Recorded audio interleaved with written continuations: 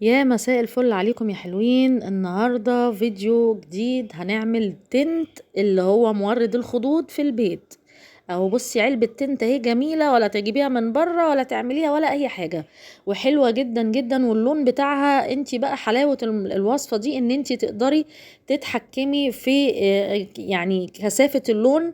هل يبقى لون خفيف؟ بص انا ايديا تحس انها محمرة كده، اللي هو اللون الوردي ده جميل قوي بصراحة. المكونات اتنين، هتجيبي طبعا لو عندك ازازة مورد كده زي اللي هي بتاعة تنت قديمة تغسليها، وتجيبي تمليها على قدها مية ورد. اهم حاجة على قدها علشان ما يبقاش ايه تهدري في الكمية، وتحطيها. وتجيبي دم الغزال، وتفضلي بقى تضيفي دم الغزال بقى ايه وتدوبي فيه كويس جدا. اهم حاجة في الوصفة انك انتي تدوبي دم الغزال كويس جدا جدا جدا جدا، لحد ما توصلي للدرجة اللي انتي حباها. حابة تحطي روز ماشي، حابة ان يبقى لونه غامق مفيش مشكلة.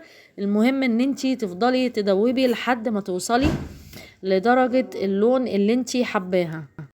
فتفضلي تدوبي. اهم حاجة عشان انتي لو ما دوبتيش لما هتيجي تحطي التنت، لو حطيتي جزء من البودرة هتلاقي الخدك بقى احمر قوي. فطبعا اللون اهو كان حلو، يعني انا وصلت للدرجة اللي انا حباها. حطيت بقى في علبة التنت كده زي ما انتوا شايفين، واعمليه في البيت هيعجبك قوي. ما تنسيش اللايك. يلا سلام.